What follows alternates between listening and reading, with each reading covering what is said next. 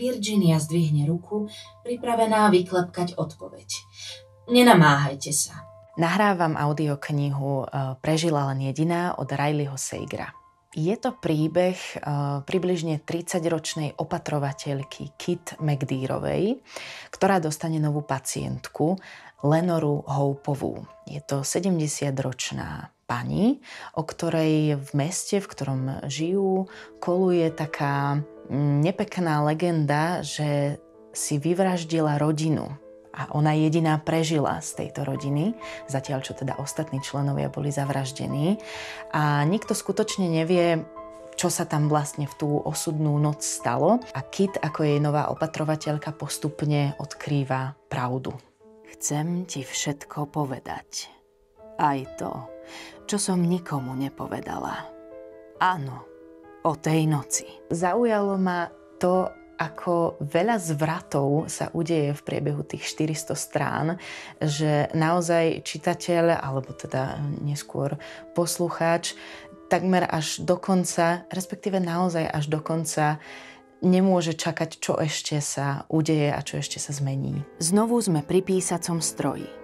Lenora sedí na vozíčku, ja postávam vedľa nej a ľavú ruku jej ukladám na klávesi. Lenorina minulosť a to všetko, čo sa stalo a čo v konečnom dôsledku viedlo aj k tým vraždám, ktoré nevieme, kto spáchal a tak ďalej, boli nepekné a ťažké udalosti, takže áno, sú tam také emocionálne vypäté momenty.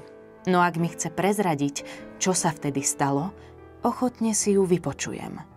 Hoci mám pocit, že zaznejú prevažne klamstvá. Alebo ešte horšie, úplná a desivá pravda.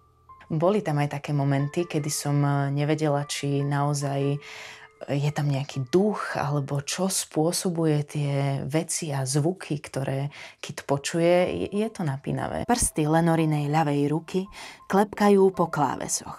Už sa nevie dočkať. V tejto knižke je viacero postav, sú tam aj mužské postavy, sú tam postavy rôzneho veku, čo mňa celkom baví hlasovo odlišovať, ale teda je k tomu potrebná príprava, čiže ja si vždy knižku doma čítam, pomáha mi, keď si ju čítam nahlas, keď si farebne odlišujem postavy a tak ďalej. Takýmto spôsobom sa pripravujem na čítanie. Táto audioknižka je oddychová, ale zároveň napínavá. Čiže ja som ju veľmi rada čítala po večeroch, lebo zároveň mi pomohla odreagovať sa od celého dňa predtým.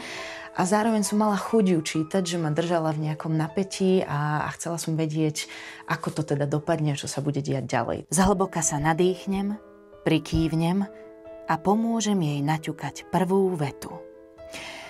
Najjasnejšie si pamätám, keď bolo zrazu po všetkom. Doteraz z toho mávam nočné mory. Myslím si, že je super, že táto knižka vyjde aj v audiopodobe, pretože ju poslucháči môžu počúvať napríklad v aute, pri cestovaní, alebo aj vlastne po celom dni, ak už majú unavené oči, dajme tomu z práce, pri počítači alebo niečo podobné, tak si môžu iba v pokoji ľahnúť, dať si slúchadlá a nerušene počúvať.